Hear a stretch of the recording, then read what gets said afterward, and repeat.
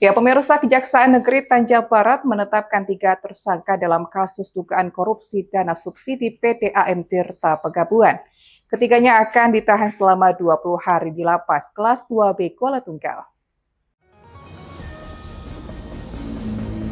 Setelah melalui proses penyelidikan yang panjang, Kejaksaan Negeri Tanjung Barat akhirnya menetapkan 3 tersangka dalam kasus dana subsidi PDAM tahun 2019 hingga 2021.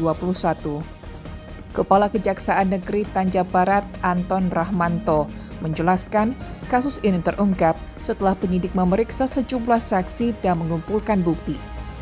Dugaan penyimpangan berawal dari penggunaan dana subsidi PDAM yang tidak sesuai peruntukan.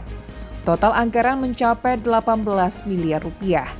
Dengan rincian tahun 2019 sebesar 6 miliar rupiah, tahun 2020 sebesar 5 miliar rupiah, dan tahun 2021 sebesar 7 miliar rupiah. Dari hasil penyidikan, negara mengalami kerugian sebesar 5.019.388.000 rupiah. Dana yang seharusnya digunakan untuk subsidi air kepada masyarakat diduga dialihkan untuk pengadaan bahan seperti penjernihan air dan tawas. Selain itu, proses pengadaan dilakukan tanpa melalui lelang dan diduga terdapat perbedaan harga dari yang seharusnya. Kejaksaan menyebut tidak menutup kemungkinan akan ada tersangka lain karena penyidikan masih terus berlanjut. Jadi pada hari ini penyidik Kejaksaan Negeri Tanjung Barat sudah menetapkan 3 orang tersangka dalam hal dugaan tidak pidana korupsi dalam rangka pengelolaan dana subsidi terkait dengan penggunaan dana operasional Perumda Tirta Pegabuan di Kabupaten Tanjung Barat dari tahun 2019 sampai dengan tahun 2021.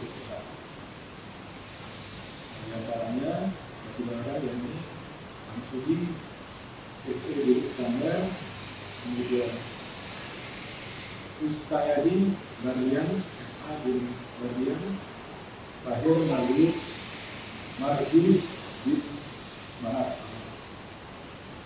Jadi 2 orang sementara yang kami tetapkan dan tidak menutup kemungkinan ada tersangka baru yang sampai saat ini masih kami dalami. Nah, itu tim yang antara penghitungan kerugian keuangan negara dengan laporan pagi. Hasil dari penghitungan kerugian keuangan negara, maka jumlah kerugian keuangan negara adalah sebesar 5.019.388.000 rupiah. Penetapan 3 tersangka ini menjadi jawaban atas penantian publik sejak kasus ini diusut pada akhir 2023. Meski prosesnya memakan waktu karena penyidik harus memeriksa sedikitnya 20 saksi. Kejaksaan menegaskan akan mengusut tuntas perkara ini tanpa pandang bulu. Penetapan tersangka dilakukan berdasarkan alat bukti yang cukup dan saat ini ketiganya telah ditahan untuk proses hukum lebih lanjut. Surya Kurniawan, JEK TV melaporkan.